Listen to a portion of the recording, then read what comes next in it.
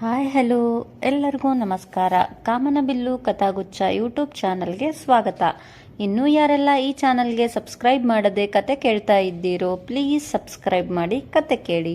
ಹಾಗೆ ನನ್ನ ಈ ಕತೆ ನಿಮಗೆ ಇಷ್ಟ ಆದಲ್ಲಿ ಲೈಕ್ ಮಾಡಿ, ಕಮೆಂಟ್ ಮಾಡಿ, ಶೇರ್ ಮಾಡಿ. ಪದ್ಮಗಂಧಿನಿ ಭಾಗ 52. ನಿನ್ನ ಹೆಸರು ಕೆಂಪ ಅಲಿಯಾಸ್ ಕೆಂಪರಾಜ್. ನಿನಗೂ ಹೆಸರಿಗೂ ಹೊಂದಿಕೆಯೇ ಇಲ್ಲ. ಯಾಕಂದ್ರೆ ನಿನ್ನ ಹೆಸರು ಕರಿಯ ಎಂದು ಇರಬೇಕಿತ್ತು. ಇನ್ನು ನಿನ್ನ ಹೆಸರು ವೀರಭದ್ರ. ಎಲ್ಲರೂ ನಿನ್ನನ್ನು ಈರ ಎಂದು ಕರೆಯುತ್ತಾರೆ. ಹುಟ್ಟಿ ಬೆಳೆದದ್ದು ಎಲ್ಲ ಕಲಸಿ ಪಳ್ಳೆದ ಪಕ್ಕ ಇರುವ ಸ್ಲಮ್ ಏರಿಯಾದಲ್ಲಿ.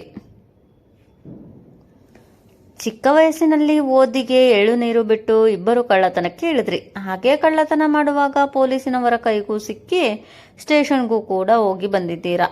ಈಗ ಕಳ್ಳತನವನ್ನು ಬಿಟ್ಟು ಡ್ರಗ್ ಪೆಡ್ಲರ್ ಎಂಬುದನ್ನು ನಿಮ್ಮ ಕುಲಕಸಬಾಗಿ ಮಾಡಿಕೊಂಡಿದ್ದೀರಾ. ಆ ಕಾಲೇಜಿಗೆ ಹೋಗಿ ಅಲ್ಲಿ ಡ್ರಗ್ಸ್, ಸಿರಿಂಜ್ ಹಾಗೆ ಮಾತ್ರೆ ರೂಪದ ಡ್ರಗ್ಸ್ ಖರೀದಿಸಿ ನಿಮಗೆ ಯಾವ ಕಾಲೇಜಿಗೆ ಬೇಕು ಆಯಾ ಕಾಲೇಜಿಗೆ ಹೋಗಿ ಖರೀದಿಸಿದ್ದಕ್ಕಿಂತ ದುಪ್ಪಟ್ಟು ಹಣಕ್ಕೆ ಮಾರಾಟ ಮಾಡಿ ಎಷ್ಟೋ ವಿದ್ಯಾರ್ಥಿಗಳ ಜೀವನವನ್ನು ಹಾಳು ಮಾಡುತ್ತಿದ್ದೀರಾ. ಇದಿಷ್ಟೇ ಅಲ್ಲದೆ ಸುಲಭವಾಗಿ ಪೊಲೀಸ್ನವರ ಕಣ್ಣಿಗೆ ಮಣ್ಣೆರಚುತ್ತಿದ್ದೀರಾ. ಇದಿಷ್ಟೇ ಆಗಿದ್ದರೆ ನಾನು ನಿಮ್ಮನ್ನು ಈ ರೀತಿ ಕಟ್ಟಿ ಹಾಕದೆ ನೇರವಾಗಿ ಕೋರ್ಟಿಗೆ ಪ್ರೊಡ್ಯೂಸ್ ಮಾಡುತ್ತಿದ್ದೆ. ಆದರೆ ನೀವು ಕಾಲೇಜಿನ ಇಬ್ಬರು ವಿದ್ಯಾರ್ಥಿಗಳ ಚಾರಿತ್ರ್ಯಕ್ಕೆ ಮಸಿ ಬೆಳೆಯುವಂತಹ ಕೆಲಸ ಮಾಡಿದ್ದೀರಾ.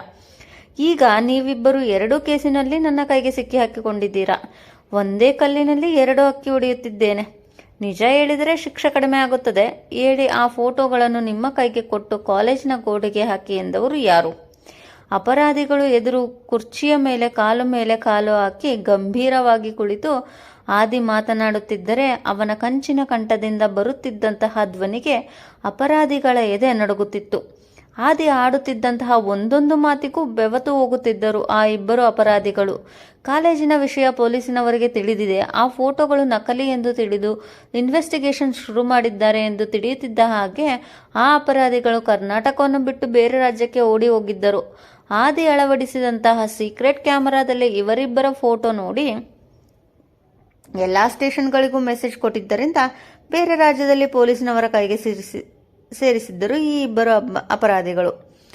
ನನಗೆ ಟೈಮ್ ವೇಸ್ಟ್ ಮಾಡುವುದು ಎಂದರೆ ಇಷ್ಟ ಇಲ್ಲ. ಬೇರೆ ಕೆಲಸ ಇದೆ. ನಾನು ಇಲ್ಲಿಂದ ಹೊರಡಬೇಕು. ಆದಷ್ಟು ಬೇಗ ನೀವು ಸತ್ಯ ಒಪ್ಪಿಕೊಂಡರೆ ನಿಮಗೆ ಒಳ್ಳೆಯದು ಎಂದನು ಅದೇ ಗಂಭೀರತೆಯಲ್ಲಿ.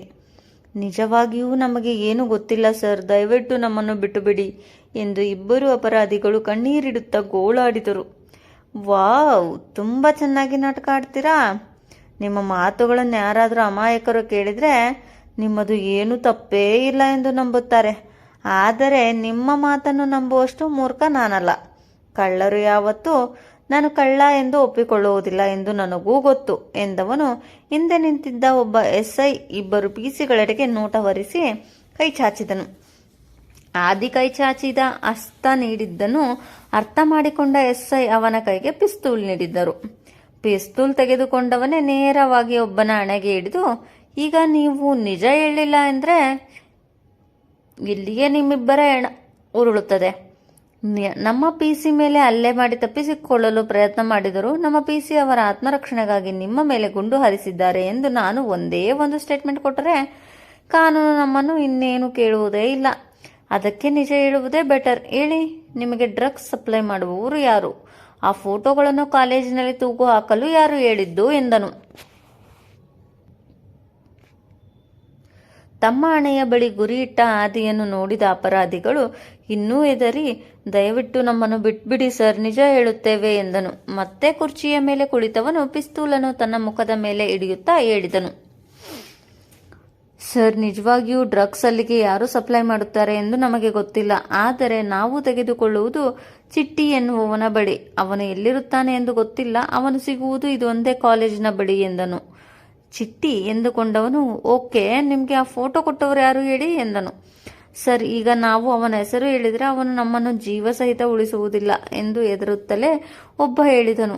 ಈಗ ನೀನು ಹೆಸರು ಹೇಳಿದರೆ ಅವನು ಯಾವತ್ತೋ ಬಂದು ನಿಮ್ಮನ್ನು ಸಾಯಿಸುತ್ತಾನೆ. ಆದರೆ ನೀವು ಹೆಸರು ಹೇಳಲಿಲ್ಲ ಎಂದರೆ ಇನ್ನು 5 ನಿಮಿಷದಲ್ಲಿ ನೀವಿಬ್ಬರು ಇಲ್ಲಿಯೇ ಹೆಣವಾಗುತ್ತೀರಾ ಎಂದು ಮತ್ತೆ ಪಿಸ್ತೂಲನ್ನು ಅವರೆಡೆಗೆ ಹಿಡಿದನು.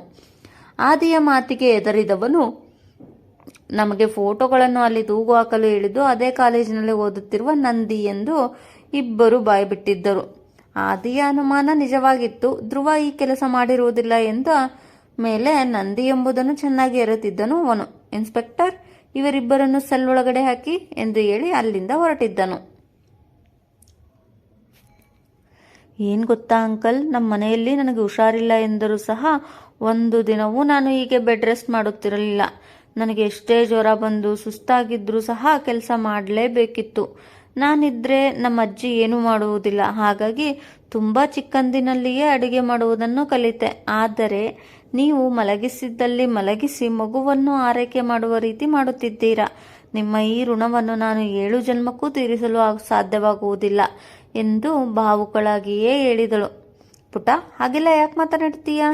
ಅವರೆಲ್ಲ ಮಾನವೀಯತೆ ಇಲ್ಲದ ಜನಗಳು. ಮಕ್ಕಳನ್ನು ಹೇಗೆ ನೋಡಿಕೊಳ್ಳಬೇಕು ಎಂದು ತಿಳುವಳಿಕೆ ಇಲ್ಲದಂತಹ ಮೂರ್ಖ ಜನಗಳು. ನೀನು ಬೇಜಾರಾಗಬೇಡ ಪುಟ. ಅದೇ ನಿನ್ನ ತಾಯಿ ಬದುಕಿದ್ದರೆ ನಿನಗೆ ಸ್ವಲ್ಪ ನೋವಾಗಿದ್ದರೂ ಅವರು ಸಹಿಸುತ್ತಿರಲಿಲ್ಲ.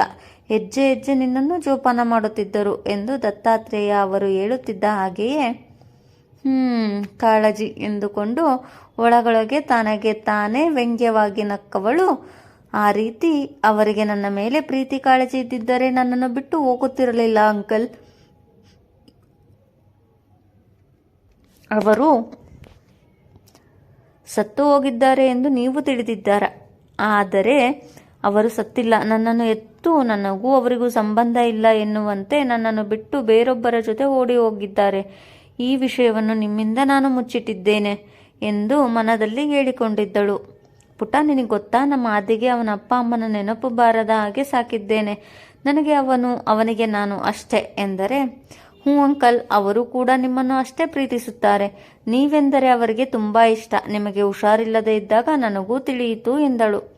ದತ್ತಾತ್ರೇಯ ಅವರು ದಿನೇ ದಿನೇ ಅವಳನ್ನು ಹಚ್ಚಿಕೊಳ್ಳುತ್ತಿದ್ದರು. ಧೃತಿಗೂ ಕೂಡ ದತ್ತಾತ್ರೇಯ ಅವರ ವ್ಯಕ್ತಿತ್ವ, ಅವರ ಕಾಳಜಿ, ಪ್ರೀತಿ ಎಲ್ಲವೂ ತುಂಬ ಇಷ್ಟವಾಗುತ್ತಿತ್ತು. ಈಗಾಗಲೇ ಅವಳು ಕೂಡ ಅವರನ್ನು ತುಂಬ ಹಚ್ಚಿಕೊಂಡಿದ್ದಳು. ಇಬ್ಬರೂ ಒಬ್ಬರಿಗೊಬ್ಬರು ಮನಸ್ಸು ಬಿಚ್ಚಿ ಮಾತನಾಡುತ್ತಿದ್ದರು. ಧೃತಿಯಂತೂ ದತ್ತಾತ್ರೇಯ ಅವರ ಬಳಿ ಪ್ರತಿಯೊಂದು ವಿಷಯವನ್ನು ಹಂಚಿಕೊಳ್ಳುತ್ತಿದ್ದಳು. ಒಟ್ಟಿನಲ್ಲಿ ದೇವರು ಬೆಸೆದ ಬಂಧ ಅವರಿಬ್ಬರದ್ದಾಗಿತ್ತು. ಏನು ಹೇಳ್ತಿದ್ದೀಯಾ ಧೃತಿ?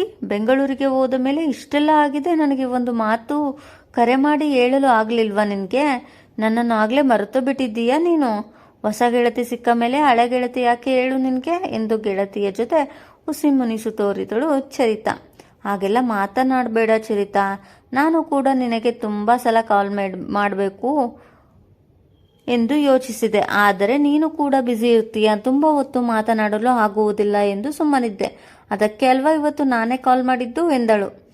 ಆದಿ ಅವಳ ಕೋಣೆಯ ಬಳಿ ಬಂದರೂ ಸಹ ಅದರ ಅರಿವಿಲ್ಲದೆ ತನ್ನ ಗೆಳತಿ ಚರಿತಾಳ ಜೊತೆ ಮಾತಿಗೆ ಇಳಿದಿದ್ದಳು. ಚರಿತಾಳ ಜೊತೆ ಮಾತನಾಡಿ ತುಂಬ ದಿನವಾಗಿದ್ದರಿಂದ ಇವತ್ತು ಕರೆ ಮಾಡಿ ಇಲ್ಲಿ ನಡೆದ ಎಲ್ಲ ವಿಷಯವನ್ನು ಹಾಗೂ ಅವಳು ಎಲ್ಲಿದ್ದಾಳೆ ಎನ್ನುವ ವಿಷಯ ಎಲ್ಲವನ್ನು ಅವಳಿಗೆ ಹೇಳುತ್ತಳಿದ್ದಳು. ಆದಿ ಕೂಡ ಅವಳು ಯಾವಾಗ ಮಾತು ಮುಗಿಸುತ್ತಾಳೋ ಎಂದು ಬಾಗಿಲಿಗೆ ಹೊರಗೆ ಕೈಕಟ್ಟಿ ನಿಂತು ಅವಳನ್ನೇ ನೋಡುತ್ತಲಿದ್ದನು. ಅವನು ಅಲ್ಲಿಗೆ ಬಂದು 10 ನಿಮಿಷದ ನಂತರ ತಲೆ ಎತ್ತಿ ನೋಡಿದವಳಿಗೆ ಕೈಯಲ್ಲಿ ಪೆನ್ನು ಪೇಪರ್ ಹಿಡಿದು ಕೈಕಟ್ಟಿ ನಿಂತಿರುವವನನ್ನು ನೋಡಿ ತಬ್ಬಿಬ್ಬುಗೊಂಡವಳು, ಚರಿತಾ, ಆಮೇಲೆ ಕಾಲ್ ಮಾಡ್ತೀನಿ ಎಂದು ತಕ್ಷಣಕ್ಕೆ ಕರೆ ತುಂಡರಿಸಿದಳು. ಅದು ನನ್ನ ಫ್ರೆಂಡ್, ತುಂಬ ದಿನ ಆದಮೇಲೆ ಕಾಲ್ ಮಾಡಿದ್ದಳು, ಮಾತನಾಡುತ್ತಿದ್ದೆ ಎಂದು ಅವನ ನೋಟವನ್ನು ಅರ್ಥೈಸಿದಳಂತೆ ಹೇಳಿದಳು.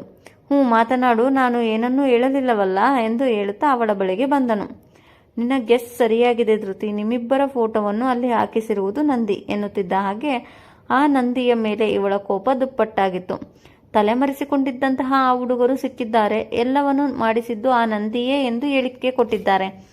ಅವನ ಮೇಲೆ ಇದರಲ್ಲಿ ಒಂದು ಕಂಪ್ಲೇಂಟ್ ಬರೆದು ಸಹಿ ಮಾಡು ಎಂದು ಹಿಡಿದಿದ್ದ ಪೇಪರ್ ಅವಳ ಮುಂದೆ ಚಾಚಿದನು.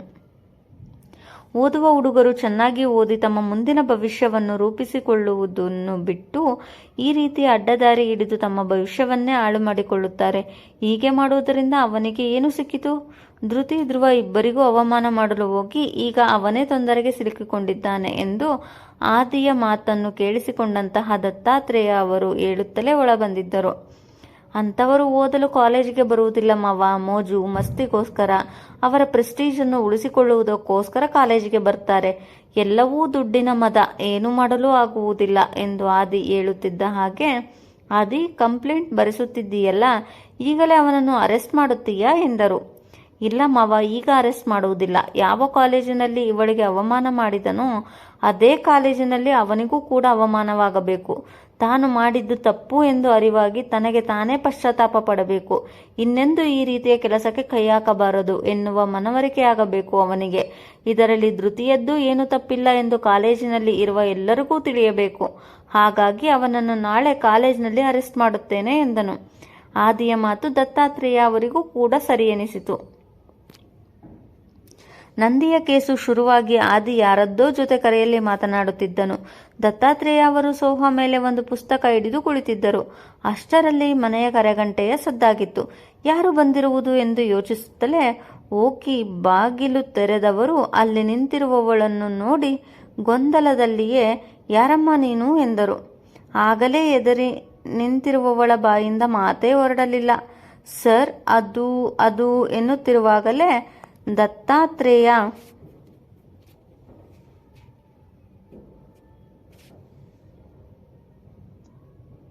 ಅವರ ಹಿಂದೆಯೇ ಬಂದಂತಹ ಆದಿ ಬಾಗಿಲಲ್ಲಿ ನಿಂತಿರುವವರನ್ನು ನೋಡಿ, ಮಂಗಳ, ನೀನೇನು ಇಲ್ಲಿ? ಆಗಲೇ ಸಂಜೆಯಾಗಿದೆ, ಒಬ್ಬಳೇ ಬಂದಿಯಾ ಎಂದನು. ದತ್ತಾತ್ರೇಯ ಅವರು ಧೃತಿ ಹೇಳುವ ಮಂಗಳ ಬಗ್ಗೆ ಕೇಳಿದ್ದರು, ಆದರೆ ಅವಳ ಮುಖವನ್ನು ನೋಡಿರಲಿಲ್ಲ. ಇದೇ ಮೊದಲ ಬಾರಿಗೆ ಅವಳನ್ನು ನೋಡಿದ್ದರು. ಇಲ್ಲ ಸರ್, ಧ್ರುವ ಕೂಡ ಬಂದಿದ್ದಾನೆ. ಧೃತಿಯನ್ನು ನೋಡಬೇಕು ಎನಿಸಿತು, ಅದಕ್ಕೆ ಅವನನ್ನು ಕರೆದುಕೊಂಡು ಬಂದೆ ಎಂದಳು. ಮುಂದುವರಿಯುವುದು. ಧನ್ಯವಾದಗಳು.